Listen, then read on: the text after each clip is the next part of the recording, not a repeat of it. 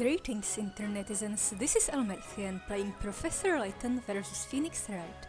In the last episode, we found out that Sir Belduke had some sedatives in his drink, and also Emir was there at the time, stealing from the lab. Oh, and the male woman is there. And she was there picking up the letter, and she was sure there was some writing in it.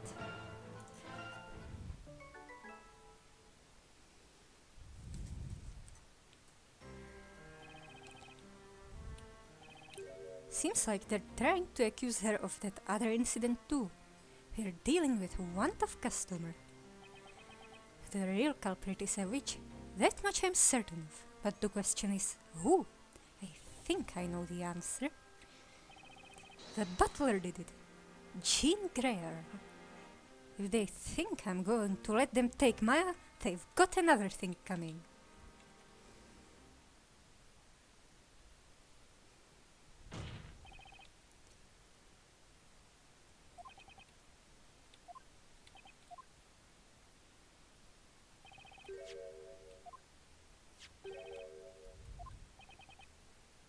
You passed out right after drinking this juice. Therefore, it's not unreasonable to assume that there's a direct connection between the two. Tomato juice does not make people fall unconscious, Sir Blue Knight. Oh, but this guy, he was an alchemist, and sort of the town doctor, yeah? Exactly. That's why something must have been added to the contents of that bottle. Something like a soporific. You mean sleep medicine. And if a soporific was mixed in with the tomato juice, that means Sir Belduke would have been unconscious at the time he was assailed. Oh. This sketch, have another look. Yeah, it's tomato juice. I had failed to consider this. Inquisitor Barnum, I bet you remember saying this to the core. Can you imagine anyone just sitting back and letting themselves be strangled? Clearly there should be evidence of a struggle. And since we haven't found any, that must mean the killer erased all traces of a fight from the crime scene. However, if the victim was unconscious when his assailant was strangling him,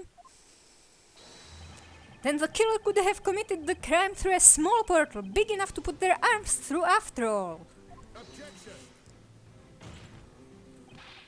That may be so, but tell me this. How would the culprit have managed to obtain such a strong support? Oh yeah, we've been here.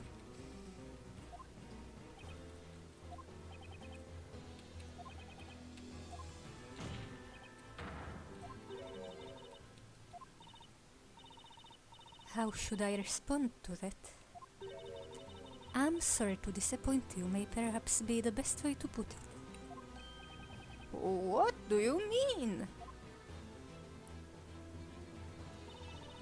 Even though that juice bottle has been safely stored for the past 3 months, I'm positive it would be impossible to find any traces of that soporific now. You wicked! This is unbelievable! Was it really the butler who did it? But everything she says holds true. And where has she been keeping all that hair? She was pretending to be a boy. That's mighty suspicious to start with. I mean, with all that prejudice running about, is she a witch? Oh, wait.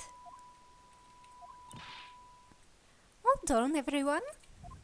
The butler couldn't possibly have done that to Sir Belduke. She would never, ever do it. Please, let us testify just one more time. Miss Greyer, let's take them Tell them, let's prove they're wrong. They have no idea how much you've done for Sir Belduke. Miss Miller. Very well, I shall grant your request. Testify about the relationship between Miss Grey Earl and Sir Belduke.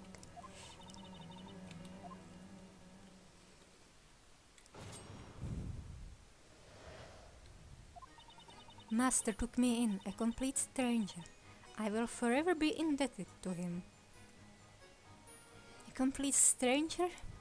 Or an orphan child who needed someone to raise her? That's why I could never make an attempt on his life, through magic or otherwise. Sir Belduke was a wonderful man. He's the one who recommended this line of work to me. And he's the one who told me about it. The confidentiality obligation, I mean. I've never once broken it. It's true that Sir Belduke evoked fear due to his being an alchemist. However, he was also a man of admirable character, who supported the townsfolk through his research. Why would anyone want to kill such a man? This question keeps haunting me, however much I think about it. Witches need no reason behind their evil. That is what makes them witches.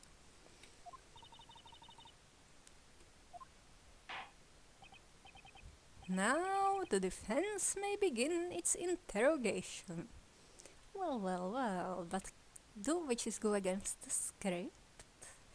Maybe the storyteller wanted him dead.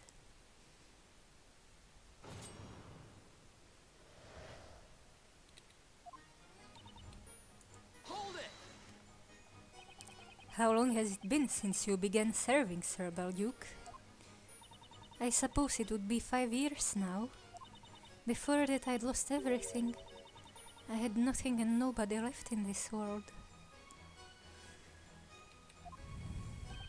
You lost everything?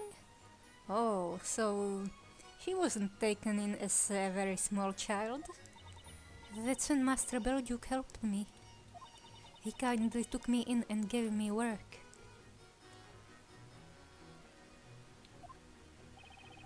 What did she go through before she started working for Belduke? Later, when I was helping Master with his research, he even taught me how to read and write. What? At like 10 years old? Oh, right.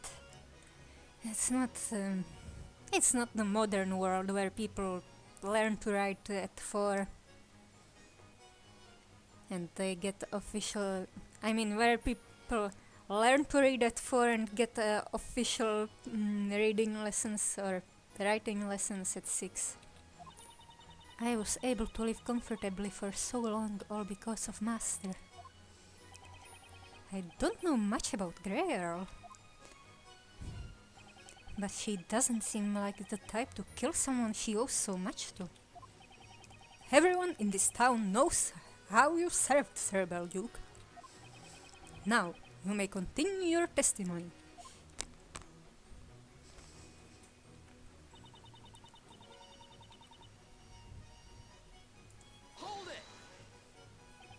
You're claiming you had no reason to kill Sir Belduke? Yes, you can ask whomever you wish, and I'm sure they will say the same. That is so. It is widely known that Jean Grey Earl was devoted to serving Sir Belduke. It's difficult to imagine that she could brutally murder her respected master and adoptive father. Indeed, I am of the same opinion. I have visited Sir Belduke on several occasions to inquire about this piece of evidence or that, and I must say I felt there was a strong bond of trust between him and Miss Grey Earl. Oh, he was the closest you had to a forensic scientist. Do you still think you can come up with a motive? A motive? Jean Grey Arrow's motive for murder. And then she killed Belduke, but what motive did she have? I don't know.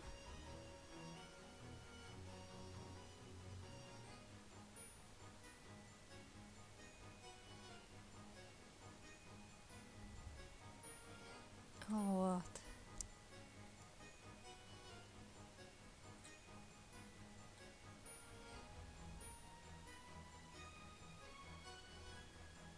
Could it be an accident? I don't know.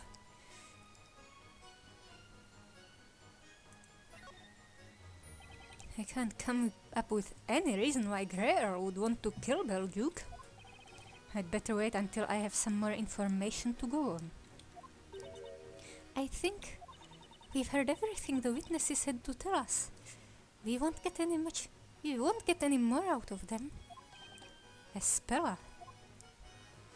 Miss Grey Arrow wouldn't kill Sir Belduke, but he's dead. And when you think about who could have killed him... Are you alright, Mr. Wright? Well, there was another person at the crime scene. Who could have killed him? The murder happened. If it was a murder, nothing's going to change that, but... Was murder really the culprit's primary objective? Or did she kill him on accident? What are you thinking about, Mr. Wright? I think I may need to consider some other possibilities after all. Rather than try to get any more info, maybe I'll be better off changing my perspective.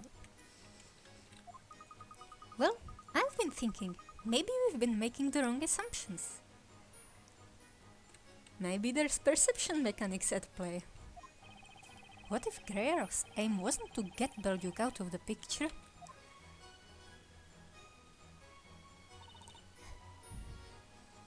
Hold it! You mean you became a courier because of Sir Belduke? That's right. I was also what do you call it, an orphan. I'd been stealing bread or apples and such from stalls and shops to survive.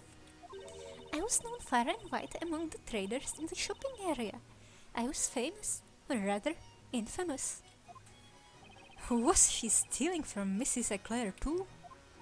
And one day, Miss Grey Arrow took me there, to Sir Belduke's residence, I mean. Sir Belduke helped me. He helped me to find a suitable job.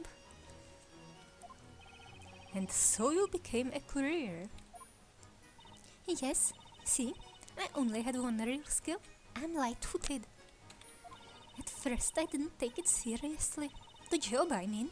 I didn't care about work. But then I realized that it's not so bad to be useful, you know, to other people. So I owe him a lot too, you see. Sir Belduke, I mean. What a heartwarming story. I think the judge just wiped away a tear with the rim of his hood. The more you hear about Sir Belduke, the more obvious it will become that no one had any reason to want to kill him. It sure does seem that way.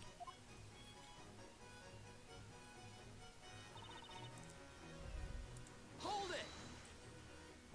The confidentiality obligation is a rule held among couriers, is that right? Yes, a courier must not disclose the contents of a letter, nor the names nor addresses of its sender and recipient. But I'll tell you confidentially that I love gossiping, bad-mouthing people especially. So I wasn't confident I could keep it. The confidentiality obligation, I mean. I was tempted to talk about this or that.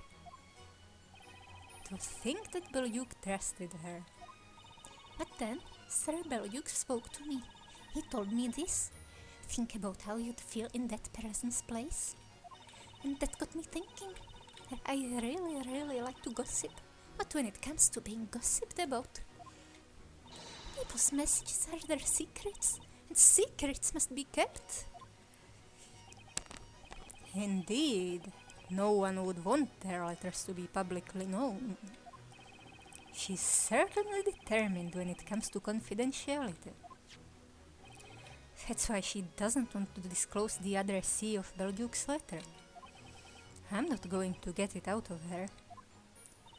Oh, do we not know? Does Luke know? I promised Sir Belduke, and I'm going to keep it no matter what. The promise, I mean. It's something I can pride myself on, right? End of the road for testimony. Everyone knows that Miss Greyard respected Sir Belduke. That's why it seems so inconceivable that she could be the killer. He doesn't have any motive. But that crime did take place. At this point, what we probably need to do is look at this case from a different angle.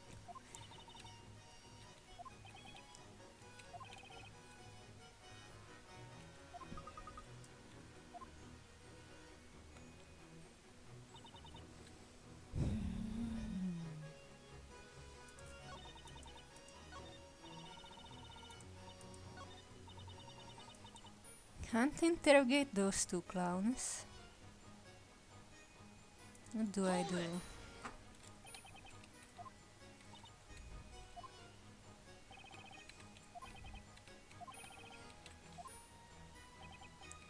What do I suggest?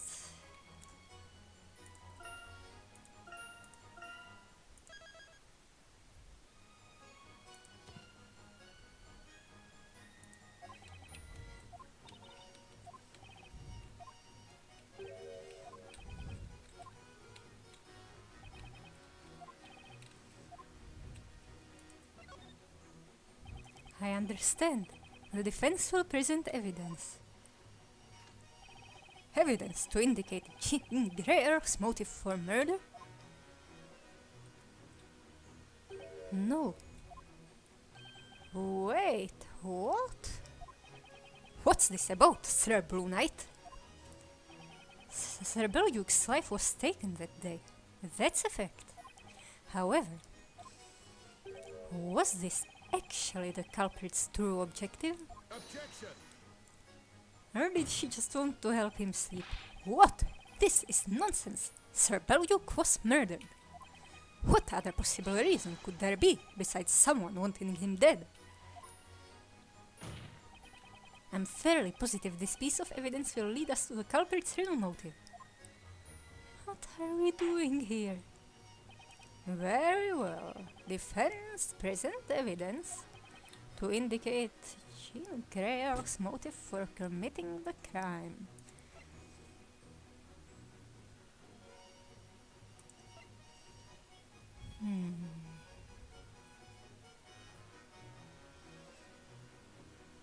Oh, maybe she wanted the letter?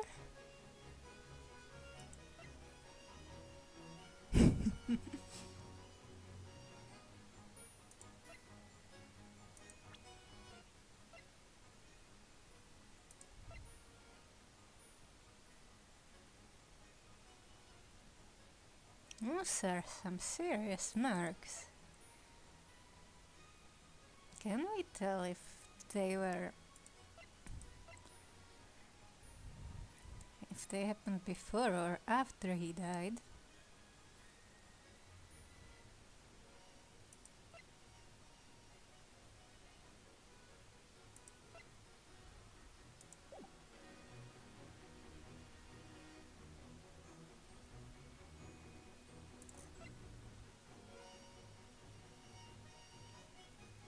She wasn't plotting to frame someone she didn't even know yet back then. This existed. This also existed. Take that! Oh! Miss Greyer had no reason for wanting to kill Sir Belduke. However, there was another incident that night which is related to this case. And I have an idea what it was. Another incident? I'm referring to this letter. Sir Belduke wrote a letter shortly before his death. Yet all we have here are some blank sheets of parchment. Oh, she destroyed the letter? Or replaced it? Destroyed and replaced, possibly. Fascinating. Are you saying maybe a witch used some kind of ink-removing magic on that letter, Mr. Wright? No. The spell used by the witch was, of course, Godor. Let's go over the state of the crime scene one more time. As we know from Miss Mailer's testimony, the letter was in a letterbox near the victim's head. Ah yes, it's in the sketch as well. The letterbox is on the far side of the shelf. The point of the note is the location of that letterbox. Unbelievable! As Inquisitor Barnum seems to have noticed, the letterbox is within reach. And she grabbed his neck by accident. Of the small portal conjured by the witch behind the painting on the wall. Oh, indeed it is. And as Sir Belduke's butler, you would have known exactly where he keeps his letters. Indeed, Master Belduke would always keep his letters in that letterbox before posting them. You mentioned no such thing.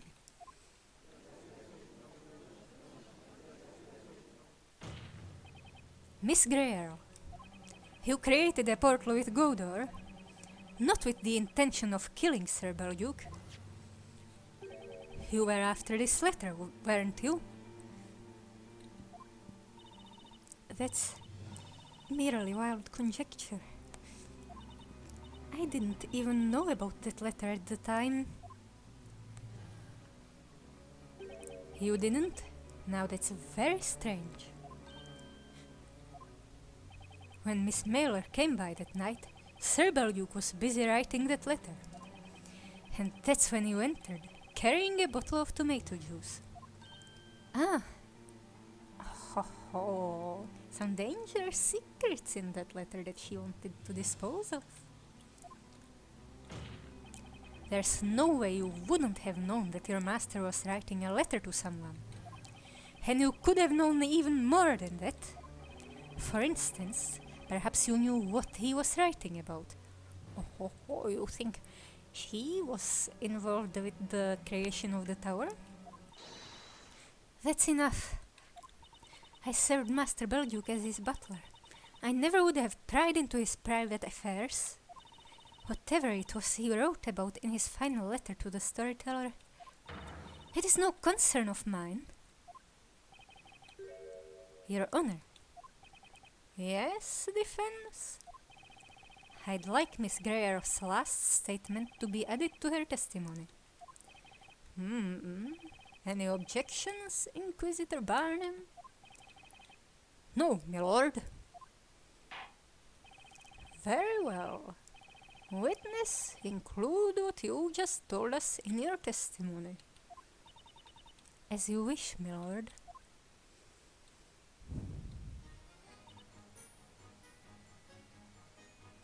Hold it! Let me get this straight. You didn't know anything about the victim's letter. That's right. I believe I have said as much already. Then, how did you know? How did you know it was addressed to the storyteller? Ah, indeed. Why don't you answer his question, witness? It's true this letter is addressed to the storyteller. But when did you find out about it? I have spoken about the murder with many people over the past 3 months. What was that voice? It was her, I think? Excuse me, Miss Mailer. Oh! I thought I caught her off guard, and it's her screech that's caught me off guard. Is there perhaps anything you'd like to add to Miss Greyarrow's testimony? No, not really. In that case, let me ask you a different question. Did you tell Miss Greyarrow about Sir Belduke's letter? I don't know. Do not beat about the bush, witness. Answer the question. If I may briefly interrupt. I am testifying right now. If you wish to question Miss Mailer, please do so once you have finished interrogating me. She's not going to let me question Mailer from the looks of it, and if she's so keen to prevent her from answering, this might just be a critical point in the testimony. I've got to find another way of fishing for that information. Witnesses, continue testifying.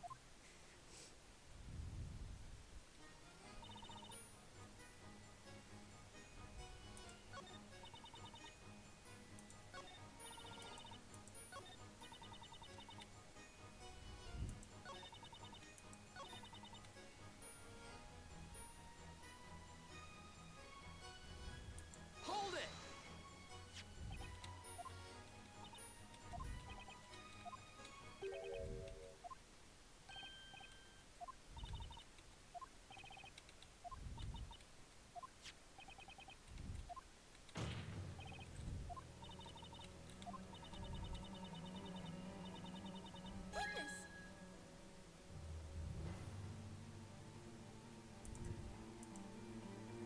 Yeah, it's definitely her.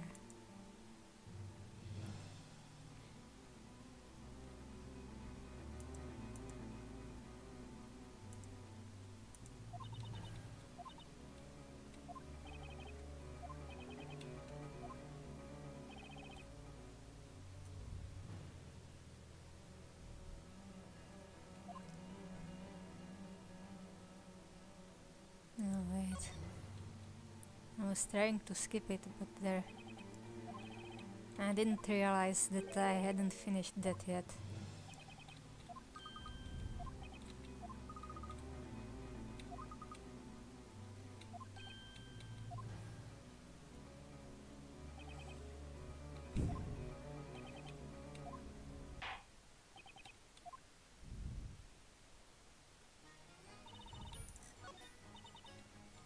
Hold it!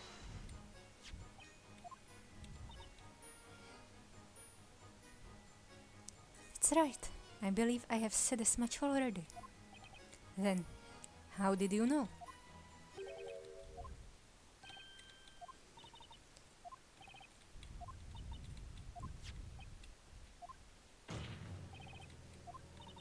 Do I wait for another opening after that?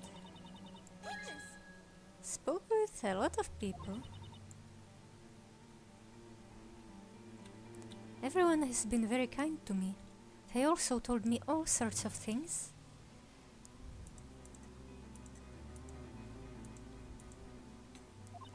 I must have heard about it from someone at some point.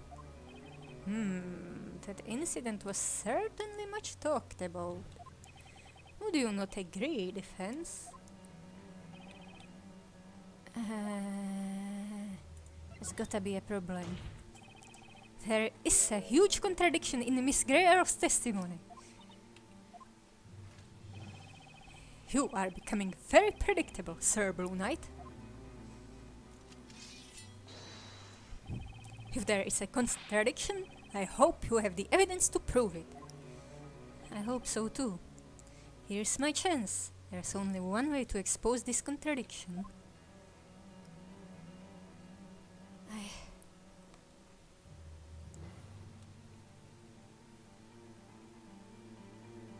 They said there's another thing I can do.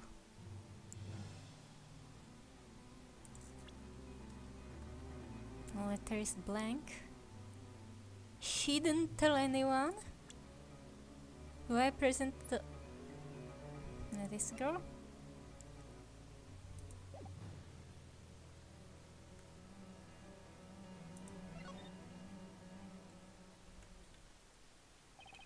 The defense has no intention of presenting evidence. What? The proof that there is a contradiction cannot be found in the court record. What is the meaning of this, Mr. Wright?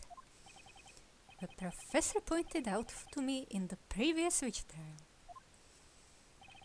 In this court, an attorney's arsenal isn't limited to the court record. Each of the witnesses in this trial has given their own account of what occurred. Therefore, whenever one witness has testified, the other remaining witnesses have listened. Should one witness's testimony differ from another's testimony, then I suppose that in itself can also be considered a contradiction, can it not? Juxtaposing contradictory testimonies from different witnesses is the key. Miss Gray-Earl, your testimony contradicts another one that we've heard in this court today.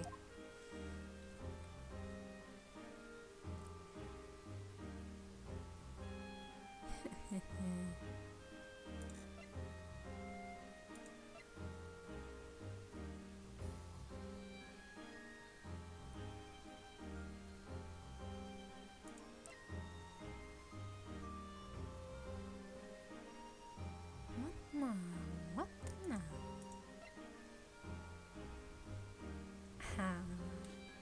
This is confidential. Objection! She turned the statue. Well, both kids turned the statue. It was a single word that gave you away, Miss Gray-Earl. What do you mean by that? The name of the recipient. There were only a few people who knew the intended recipient of that letter. 4 people, to be precise. Only 4 people? First was Sir Belduke, the author of the letter. Then there was Miss Mailer, who delivered it. And of course the storyteller, its recipient, as well as one more person. The one who stole the letter using a portal spell and swapped it with the blank sheets of parchment. The witch. Maybe I did. Maybe I spilled the beans about the letter. I mean, maybe I told the butler. You did what? Well, because, you see, me and the butler are sort of friends. And it was about her dear Sir Belduke. I feel like I might have told her about it after all. See, if I did, that's how she knew about the recipient, I mean. Objection! I understand that you are friends with Miss Gray-Earl and you want to help her out. But I've got a piece of advice, Miss Mailer. You shouldn't lie, even for a friend. Huh? Remember your testimony. You told us about the curator's duty to keep the details of the letters set. My words are slipping. Keep the details of letters confidential. And you have also testified that you have never broken that obligation, remember? Uh-huh. Objection! But hold on just a minute. As the victim's butler, Jean Creer might have had the chance to catch a glimpse of the envelope. Objection! No, she didn't. When Miss Mailer came with the delivery, Sir Belduke was still writing that letter. In fact, he was in the middle of it. At that time, the letter had not been addressed yet. And the next morning, when the body was discovered, that letter was already in the letterbox. Keep in mind that Miss Greer would have had no opportunity to see it then either. Is that so? He went to report the crime without even setting foot in the study. And then Miss Mailer appeared and retrieved the letter.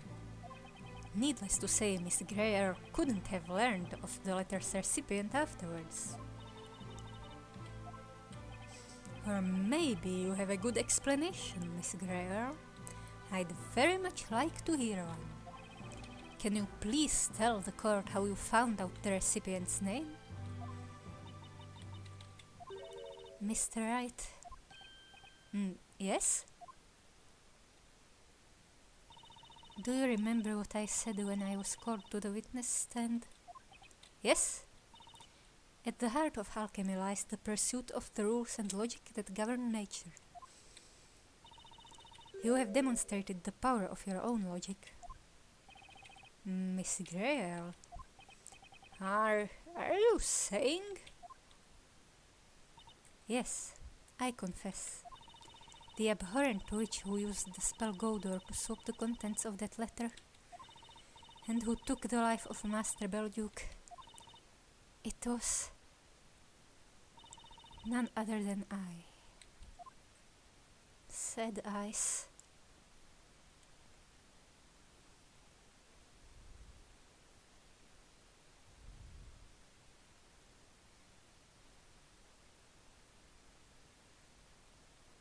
Oh, she has a braid? I was an only child, born to a poor family. I have been a witch since I was very little. How do people know they're witches? When did I become aware of it? I don't remember.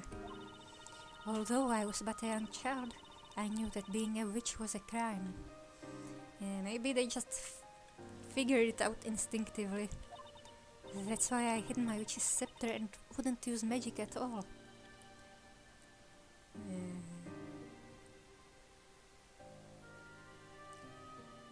Do you at least know where you first found it?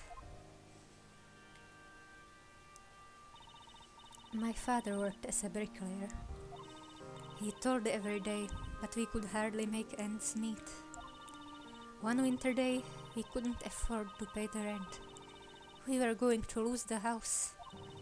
My mother was in tears and my father was sitting with his head down, wordless. I want money for Mummy and Daddy.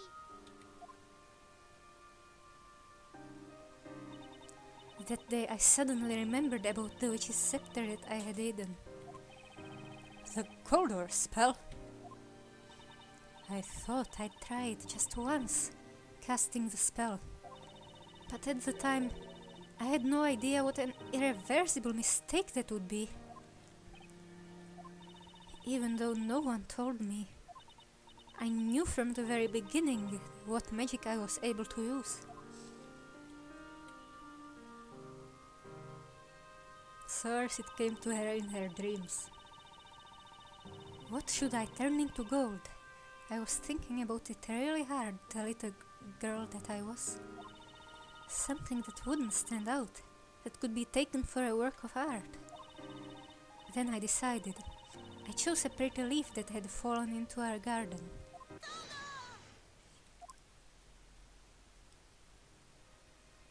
But it wasn't the right thing to do after all. I was terribly punished for using magic even just once. Punished? In what way were you punished? I placed the leaf down in the back garden and cast the spell, but then Margaret suddenly walked in front of me. Is it the goat? It's probably the goat. Margaret? My closest childhood friend. Margaret. Right before my eyes, she was turned into gold. Oh dear me! I screamed and cried, but I knew I couldn't ask anyone for help. If anyone had seen it, they would have known it was the work of magic. And I knew Margaret wasn't coming back. That's terrible! Then my mother and father's faces flashed before my eyes. We may have been very poor, but we were always happy together. Had I been captured as a witch, I feared my parents probably wouldn't be safe either.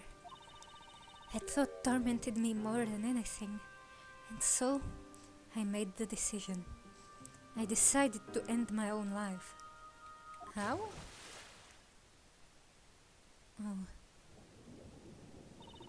I threw myself into the river near the town. It was winter and the water was as cold as ice. I couldn't even move.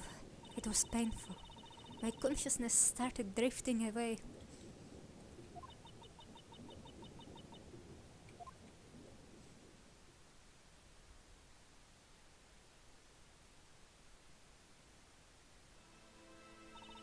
The next thing I knew, I was in Master Belduke's residence. He risked his own life jumping into the freezing river to save me. I burst into tears and told him everything. I didn't want to go back home. I would only end up causing my parents grief. Master Belduke listened to me without interrupting, and then he told me this. You can stay here, but from now on, you must live as a boy.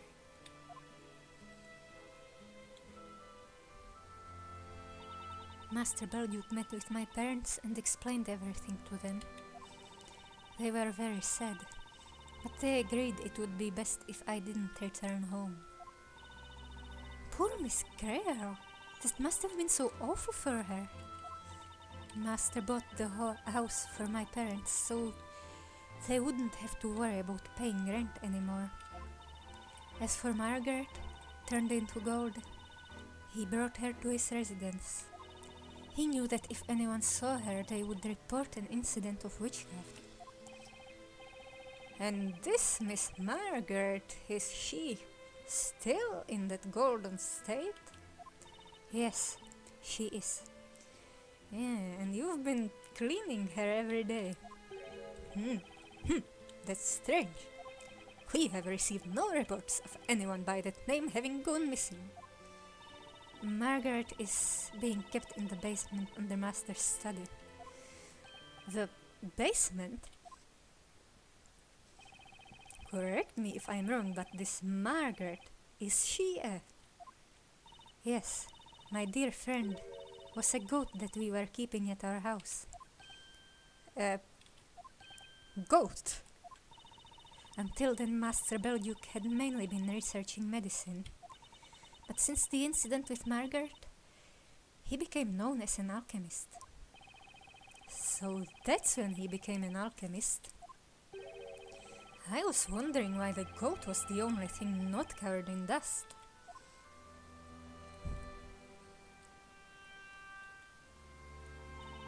That's how I started a new life as Master Belduke's butler. Sir Belduke would sometimes work as a physician, curing the townspeople of their illnesses. As his assistant, you have also shown commitment to helping the townspeople through your work.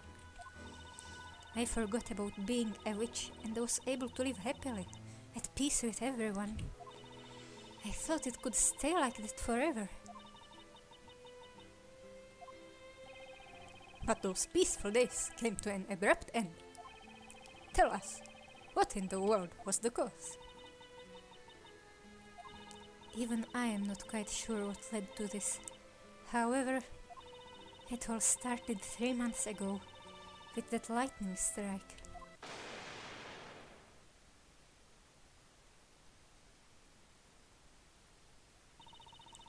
Master Belduke and I were on our way back home, carrying specimens for experiments.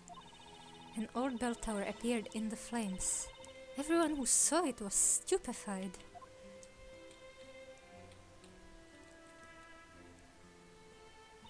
But the expression on Master Belduke's face was unlike anything I'd seen before, all twisted into an anatomically impossible shape.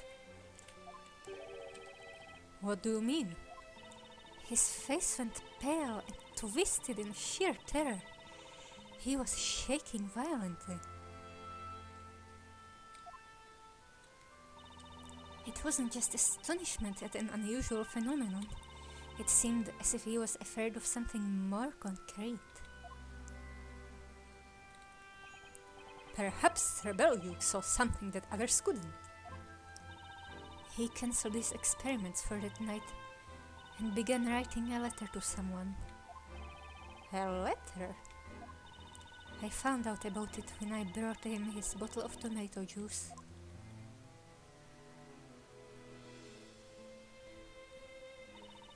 He was writing feverishly as if he were possessed. I saw some things.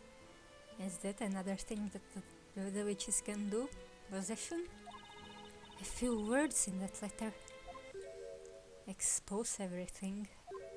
Cannot keep this secret any longer. The truth about the witch. Oh. Yeah, some secrets about her probably. Master Belduke was going to confess that I was a witch.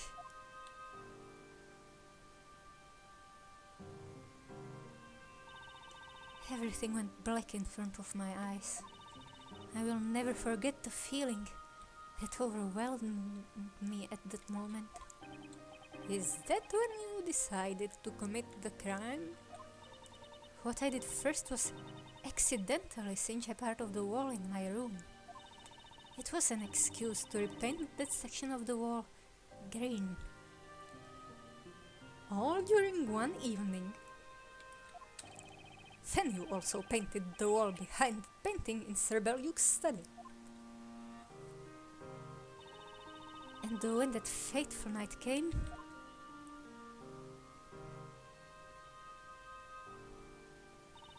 I used a syringe to inject a soporific through the cork and into the bottle of tomato juice. So many thoughts were running through my head as I wished Master a good night.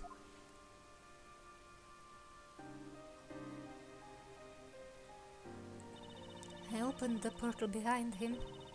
He was right there in front of me, asleep. I reached for the letter in the letterbox, taking care not to wake him. And then I happened to notice the name on the envelope. Storyteller.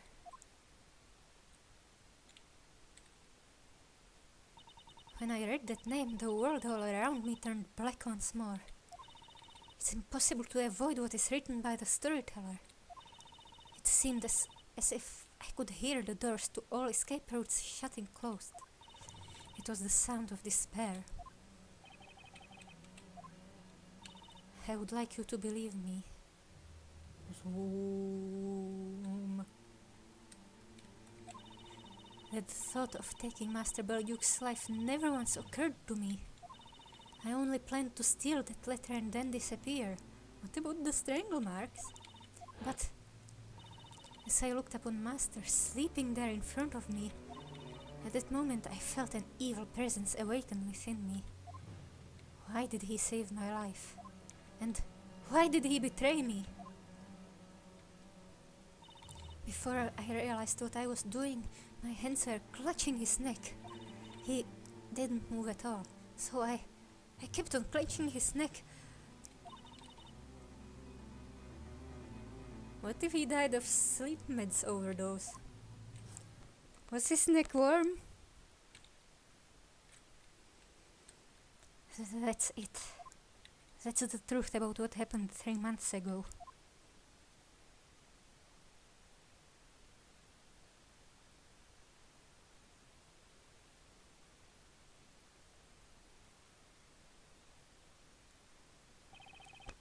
There is just one thing I failed to understand. Yes? You said you wanted to run away once you had stolen the letter.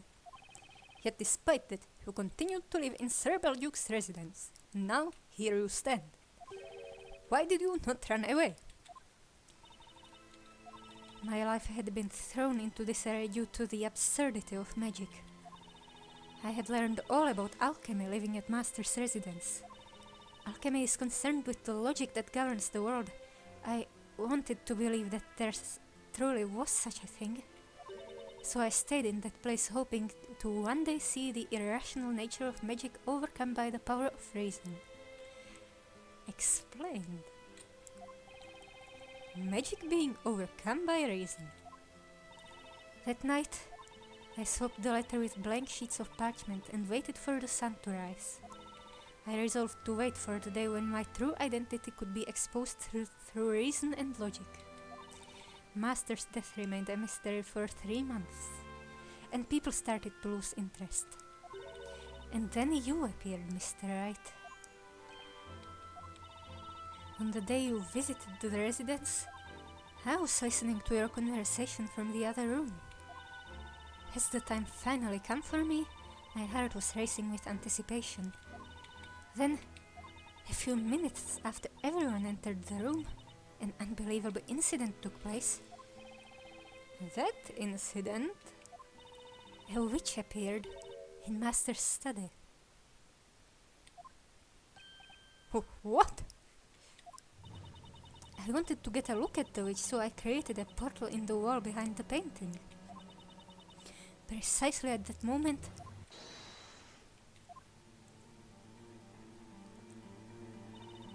the witch used one of the very spells that I can use too.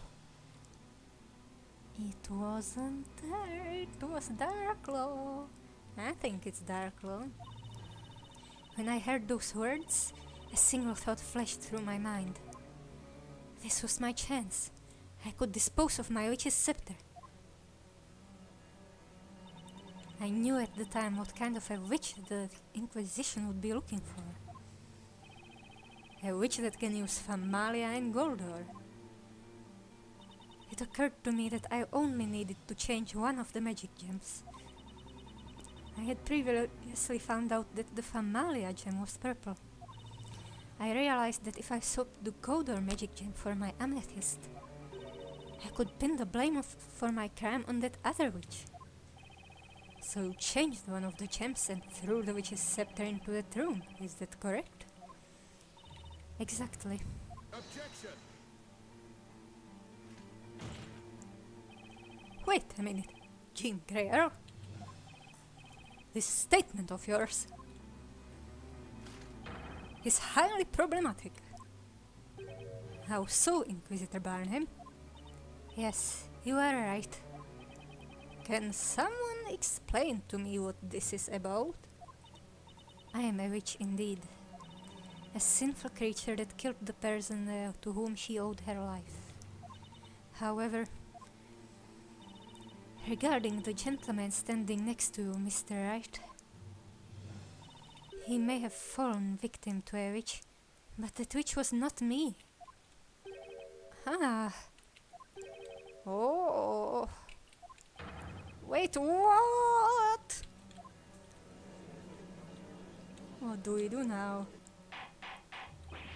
Order! Order! Order in the court! What is the meaning of this? Jean Grey admits killing Sir Bellew, but not to turning Sir Layton into gold. That is the gist of it, my lord. But lying about it is meaningless. Lying? Just being a witch is a crime in itself. And the punishment for that crime is the same regardless of whether she took one person's life or two. That's why there's no point in lying about it. I'm sure that's what the judge is thinking. Greer is still claiming that she never laid a finger on the professor. But if there's no point in lying, does that mean she must be telling us the truth? So in that case, who is responsible for what happened to the professor? It's Darklaw. If it wasn't her, then who was it?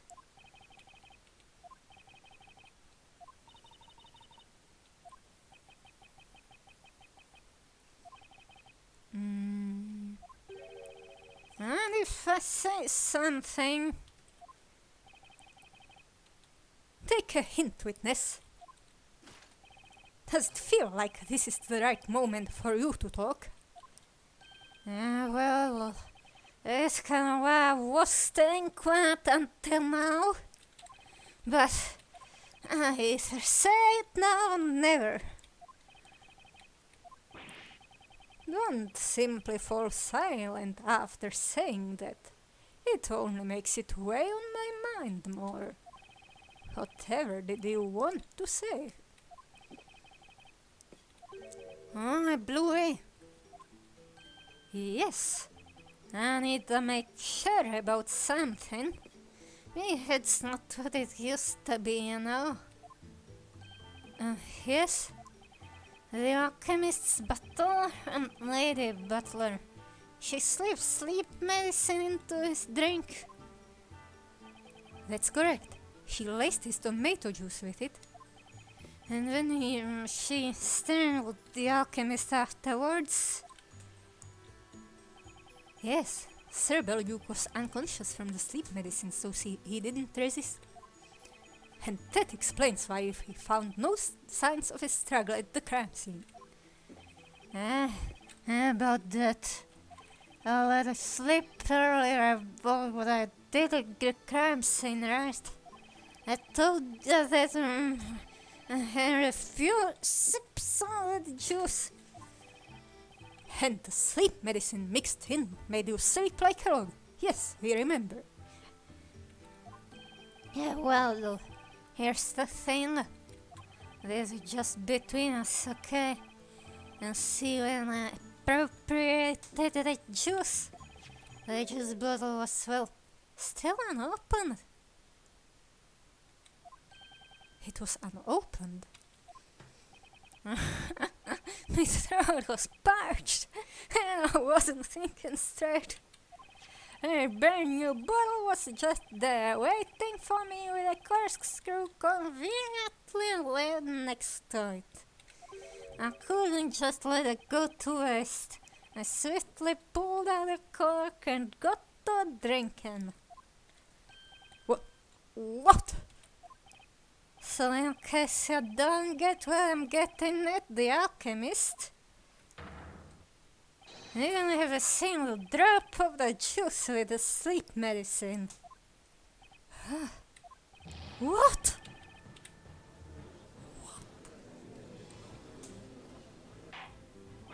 Witness, you went to the trouble of opening a bottle found at the crime scene just to drink its suspicious contents? That's what I've been telling ya. I was dying of thirst. That doesn't justify what you've done. Objection!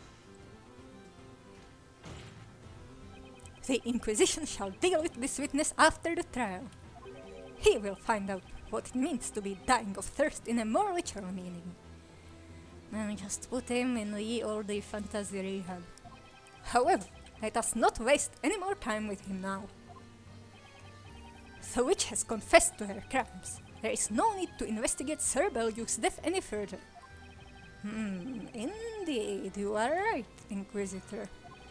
Her role in the Sir Layton incident is not entirely clear, but a person who kills her protector, to whom she owes her very life, can be nothing other than a witch.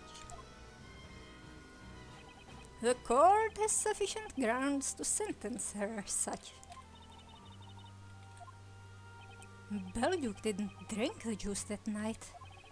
And if that's true, there's one thing here that doesn't add up. Mr. Wright, I have to say, there's something about this that's bothering me. I'm sure there's a contradiction lurking in that man's testimony. You think so, Luke? Can I really turn a blind eye to that? The truth. Mister, you're saying you opened the tomato juice bottle, but that claim contradicts a certain piece of evidence. What?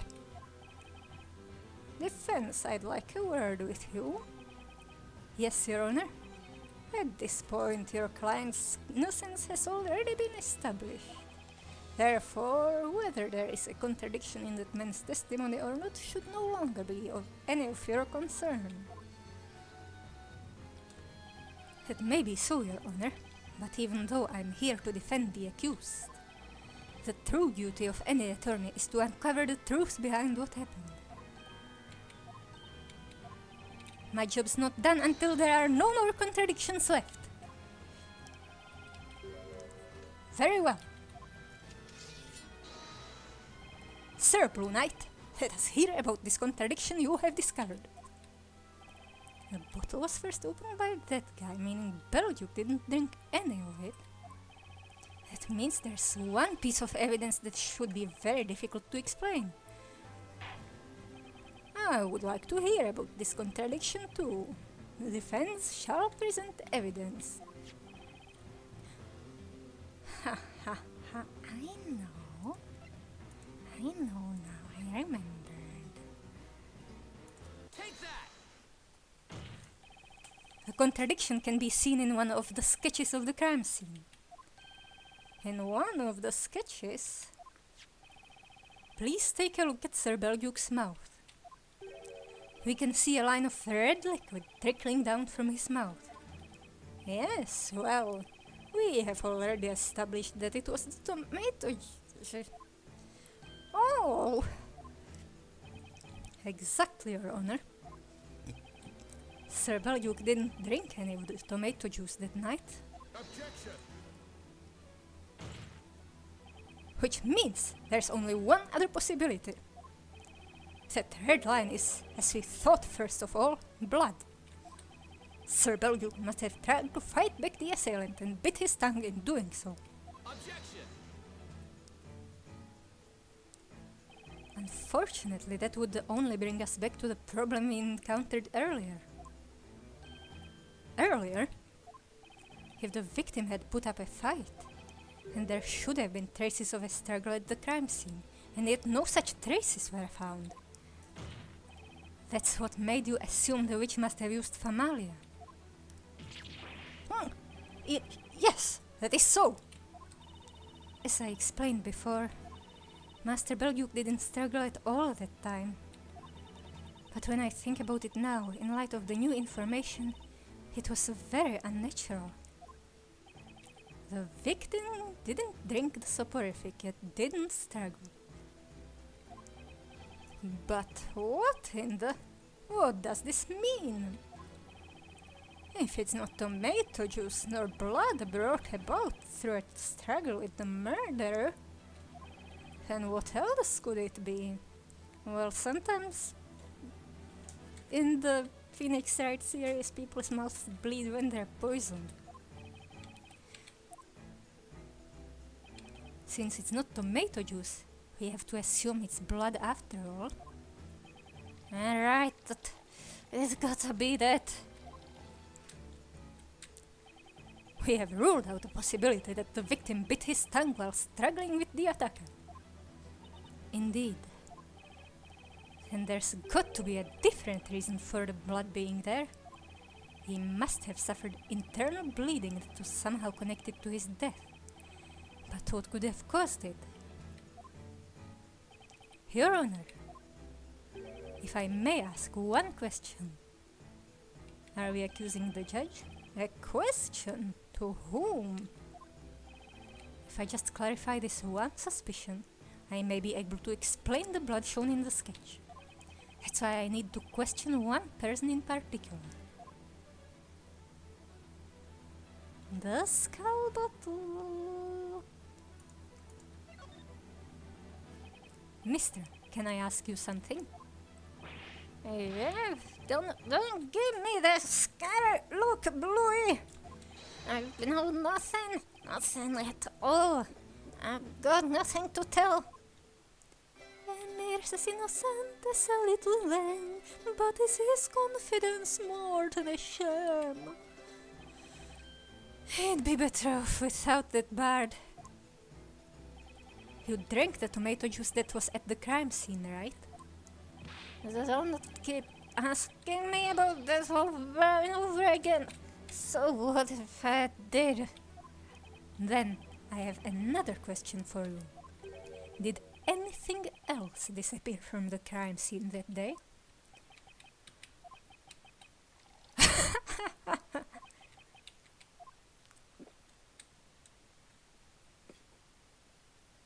No, I didn't notice anything. Objection! Witness, just what have you done this time? You look like a dog caught making a mess on the carpet. You should clean the floor after. Someone should clean the floor after this trial. What are you looking at me like that? I don't know about everything going missing. I'm innocent. Please believe me. Truth go down in his swimming eyes. Some tell lies well, others cannot tell lies. Looks like my gut feeling was right. He took something from the crime scene. Something that could be directly connected to the red liquid around Belgium's mouth. A bottle of wine. What on earth did that man steal from the crime scene? A certain item disappeared from the crime scene that day. And at this very moment, it's highly likely that item is right in front of our very eyes. Oh, what? It's here! Isn't that right, mister? Is it? I have no idea. Defender, I order you to show us what this item is. The item that this witness took from the crime scene.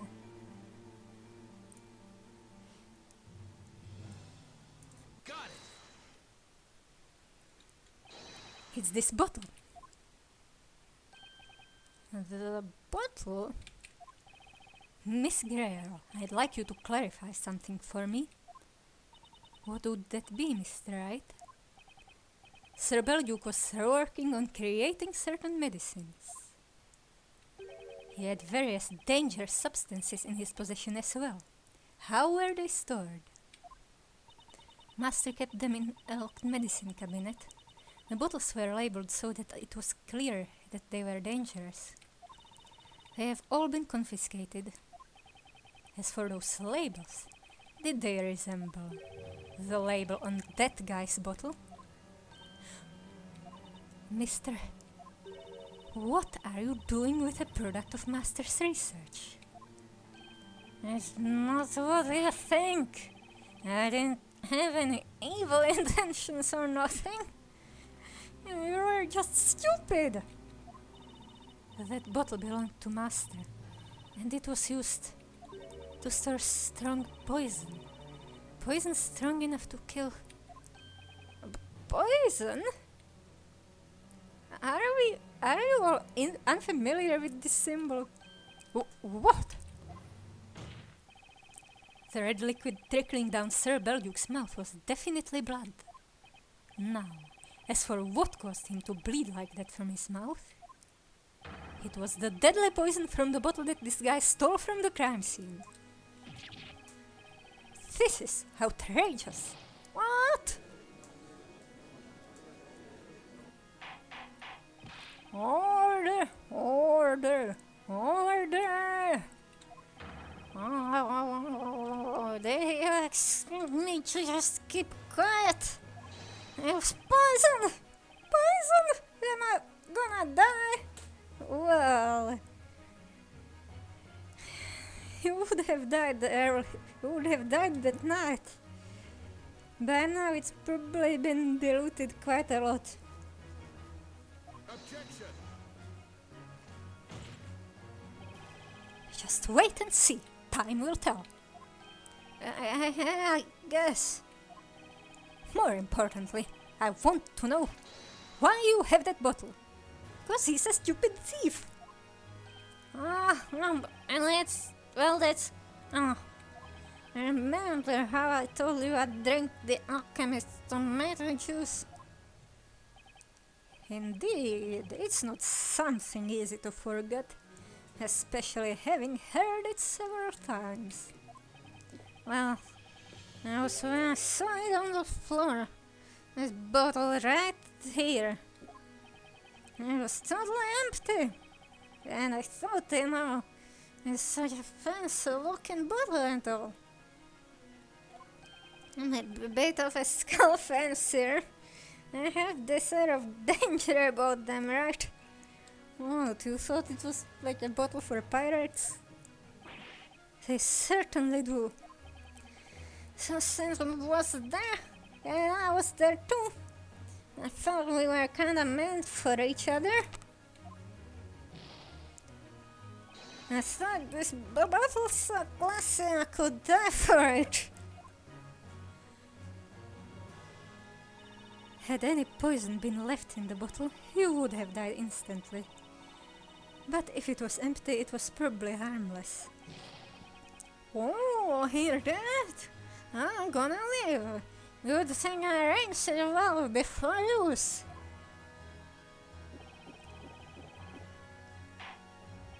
But if the victim was killed by poison, that raises a new question, of course. Who could have poisoned him? Considering all the evidence and the testimonies we heard today, the answer is so close I can taste it. Sir Belduke was poisoned by... not Emir. What would he do? It was, of course, Sir Belduke himself. Sir Belduke himself! Sir Belduke took that poison of his own will. His death was suicide! Objection! That is preposterous. A suicide? Inconceivable. Objection! Think about it, Inquisitor. That would explain the most unnatural aspect of his death. The most unnatural aspect? Miss Greer, when you were strangling Sir Belduke, he put up no fight whatsoever, is that correct? Yes, it is. Until today I was convinced it was due to the sleep medicine. It wasn't, because he didn't take any. The truth is, when you gripped his throat, Sir Belduke was already dead. He had poisoned himself.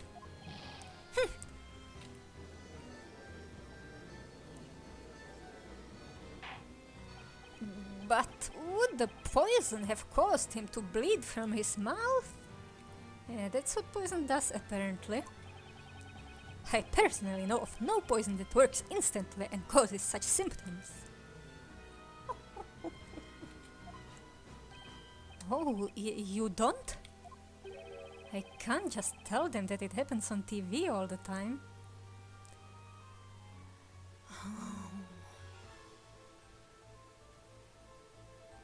Right, those were Mia's cases. There are certain plants in this area that contain a highly poisonous substance. In the course of his research, Master Belduke found a way to extract that poison. What am I hearing? Is there really such a dangerous plant in Labyrinthia? The poison is very bitter to taste, so it would be impossible to secretly slip it into someone's food or drink. And it would cause internal damage. This is a very powerful poison. Drinking it would induce a most painful death. And to think Sir Belduke could... But... did Sir Belduke really choose such an agonizing death for himself? Why not just use a knife or something? It doesn't seem like he suffered that much. I would like to know that too. Miss Greer, you mean to say Master killed himself after exposing me as a witch? I cannot believe it. He just wouldn't commit suicide. Indeed, we cannot take such a theory at face value. Had he committed suicide, I dare say he would have left a suicide note. What about the letter? Maybe that was it. I can't say why Sir Belduke committed suicide, but I think there's a piece of evidence that can confirm his suicide was a possibility. Oh, maybe he was so terrified what the witch behind the bell tower would do to him. There is a piece of evidence like that.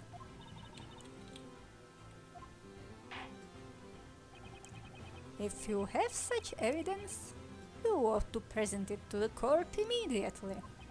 Present the evidence indicating that Sir Belduke's death could have been a suicide. The real letter now. Take that! That's Sir Belduke's letter. Let's see, it was addressed to the storyteller, wasn't it? This is the last letter written by Sir Belduke. Now, if his death was a suicide, then this letter may as well be his suicide note. Objection! Objection, there's nothing in this letter. What we have here is nothing more than blank sheets of parchment. Whether or not there was a suicide note is something we can only speculate about. That's right. But there is one person who knows whether this letter was really a suicide note. You mean the person who swapped its contents? In other words, you, Jean Greer. Witness, you stole Sir Belduke's letter on the night of the crime. Tell us what was written in it. I don't know. What? You don't know? I did steal the letter, yes. But I don't know what its contents were. You mean you have not read it? I couldn't bring myself to read it. It seemed that if I did, everything that had happened since Master Belduke saved my life would be ruined in an instant. I've taken it out and held it in my hands many times, but no matter what, I just couldn't. Does it still exist? Miss Grey Earl? Can you tell us where that letter is now? I have it here. Oh! You're carrying it around with you? If you were searched, you would have been done for. That night, having killed Master Belduke, I decided to stay in his residence. I knew my identity would be revealed sooner or later, and I was ready for it. So until that time, I decided to always keep the letter with me. My lord? Yes, witness? If you don't mind, would you please read it aloud? Now that I'm here in this place of judgment, I think I'm finally ready to hear what Master wrote. Hold it! Miss Greer, I think you should be the one to read it. Sure, let's traumatize her even more. Sir Belduke wrote this letter to the storyteller as he was preparing to die. I think it's only right his last words should be read by you. Yes, you're right. I see. I understand. Please allow me to read the letter aloud.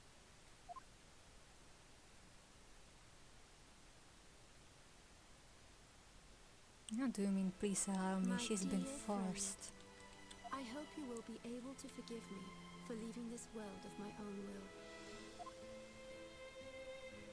I have finally made this decision, having seen that accursed bell tower appear in the flames on that dreadful night.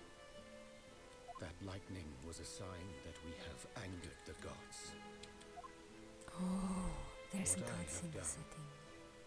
cannot be forgiven. I can never escape from it. For the past few days, I have been thinking that it might be best to simply expose everything. What they did? They've been up to some bad stuff. This town's secret, the truth about the witch. Of course, I understand that secrets need to be kept. However, I have grown very tired. I'm afraid I cannot keep the secret any longer. I have only two concerns. The first is my daughter. It pains me to be leaving her alone in this world, although she probably doesn't think of me as her father. A daughter? I was not aware that Sir Belduke had a daughter. Mr. Belduke seemed to know a lot about this town.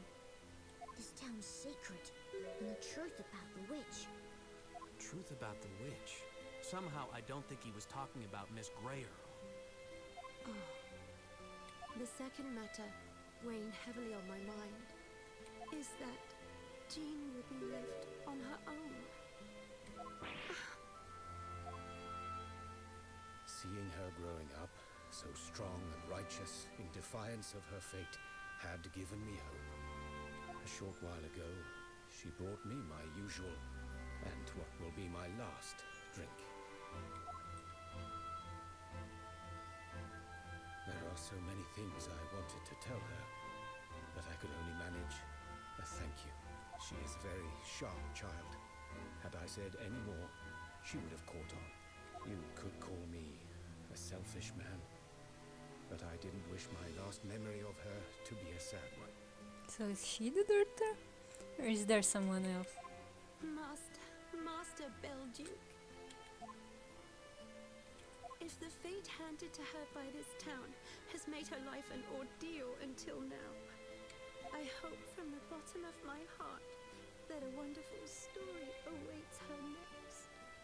I intend to leave my residence to her, and I would like you to look out for her.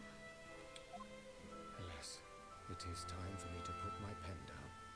My dear friend, what I truly wish to express to you is too complicated for words.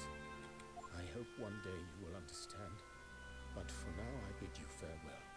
The time has come for me to go. Too complicated for words. So draw a diagram.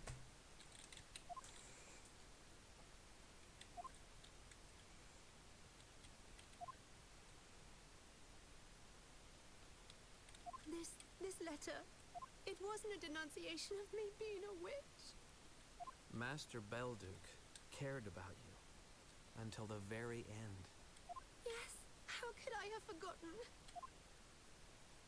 I'm sure I knew it all along. So why did I? How could I have done that to him? You didn't? You tried, but he was already dead. Miss Greyer. My lord, what is it, Inquisitor Barnum? I think it is about time. For the guilty verdict. Guilty? The Inquisition withdraws the charges against Maya Fey and charges Jean Greyer with being a witch. All the evidence corroborates this accusation, and she even admits her guilt. Hence, the Inquisition asks that the witch be found guilty and punished immediately. Objection! Not so fast, Inquisitor Barnum. What do you want now, Sir Blue Knight? Admittedly, Miss Greyer did attempt to strangle Sir Belduke, but he had consumed a deadly poison and was already dead at the time. Therefore, she is not guilty of murder. And one more thing. It also wasn't Miss Greyer who turned Professor Layton into gold. There was another witch present at the crime scene. The defendant Maya saw her too. To put it simply, Miss Greyer didn't kill anyone. Yes, she didn't kill anyone, and yet you still want to burn her? Maya, do you even know how it feels to be put in this cage? It's like everyone's against you and it's super frightening. I'm not a witch, but I've been thrown into this cage and almost sentenced for something I didn't do. And now you're about to do the same thing to another person? That's just not right. Is that all you have to say? Huh? The one who's in the wrong is not me, but you, Sir Blue Knight. Whether the witch has committed a crime or not is completely irrelevant. This is the witch's call. All witches must be punished by fire. But that's crazy. Why? Why, Barnum? Inquisitor Barnum is absolutely right. Being a witch is a crime. You understand that, don't you, Miss Grail? Yes. Very well then. The court is ready to issue the final verdict. Maya Fey is found innocent, and in her place, Jean Grail is found guilty of being a witch and shall be cast into the fire. No! You can't! Hold it!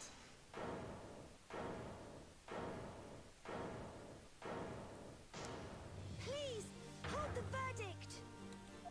Espella? What is it now, Espella Cantabella? There is nothing else we can do. This is the course of things, and you should know it well. Indeed, all witches shall be cast into the flames. That is the law of this town. A law that was written by your very own father. And furthermore, a law that has always been obeyed in the town of Labyrinthia. A town like this should never exist in the first place. What? You Such tell him. insolence!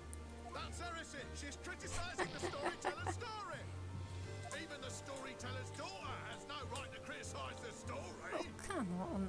Trials in which innocent people are sentenced to death by fire. I shall make sure this is the last one. What do you mean, Espella? Since you're also keen on the rules created by the storyteller, you should know exactly what I mean. The stipulation for ending the witch trials. Once the Great Witch Bazella is burned, the witch trials will end. At present, I am under suspicion. You know very well why that is, don't you? You?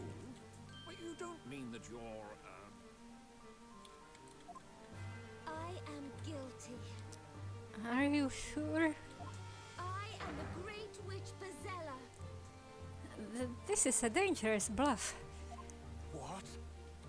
Now, cast me into the flames and let Miss Grail free. Miss Cantabella.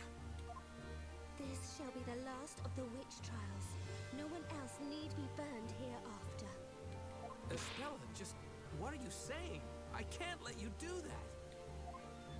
Please, Mr. Wright, let me do as I wish. I'm sorry, but this is a problem concerning the people of Labyrinthia. No! Please don't do it! There must be another way. You don't need to do this. It's all right. Luke, Maya, Mr. Wright, and Mr. Layton. I truly appreciate all you have done for me. This can't be happening. Miss Cantabella. Are you really sacrificing yourself by bluffing? Your confession will have very serious, or rather, fatal consequences for you. May we assume that you fully understand those consequences and are willing to accept them? I am Espella Cantabella, the storyteller's daughter. But I also have another name. I am the Great Witch Bazella. I have lived hidden in the dark pages of my father's story, deceiving all of you. Many lives have been sacrificed because of me. But that shall end today. Court attendants, seize that woman! She is the Great Witch Bazella.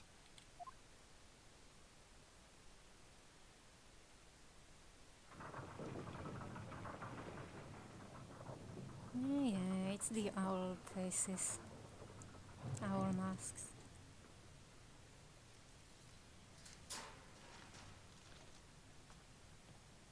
Espella.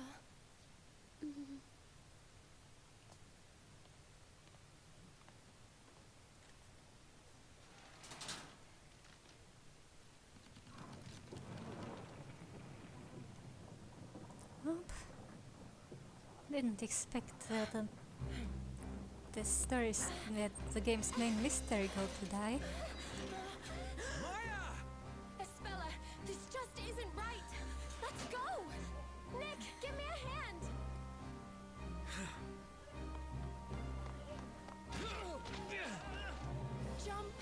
Jump over there. Action scene in the courtroom. Hurry! They're getting away!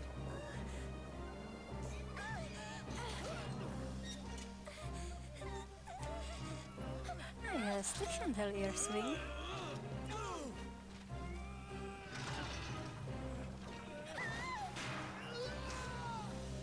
Maya! Help me, Nick! Ah, they really wanted to execute someone. Quick, in here!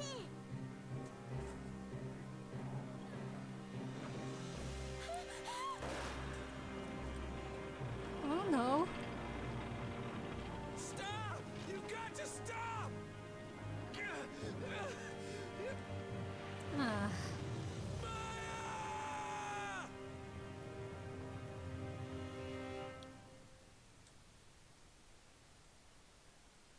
wow.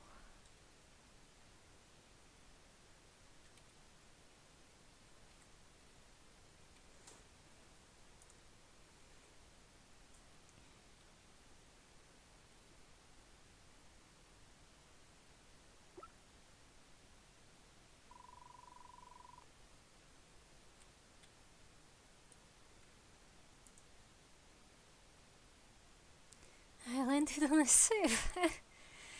See you next time.